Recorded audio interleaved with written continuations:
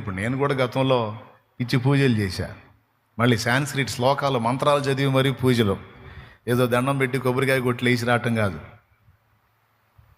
చక్కగా కూర్చొని ఎవరికి పూజ చేసినా సరే వాళ్ళ పుస్తకం తీసుకొచ్చి వాళ్ళ మంత్రాలు చదివి మొత్తం అయిపోయిన దాకా చేసేవాడు.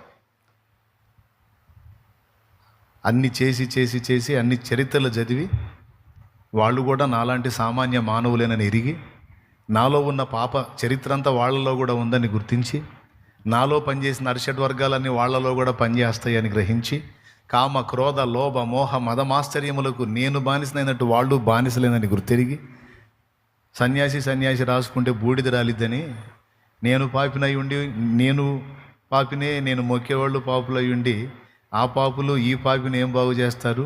ఇప్పుడు ఆ పాపులకి ఈ పాపికి అందరు పాపులకి దిక్కెవరంటే యేసు కనపడ్డాడు. కాబట్టి యేసు ప్రభుని నమ్ముకున్నా, యేసుని విశ్వసించాను.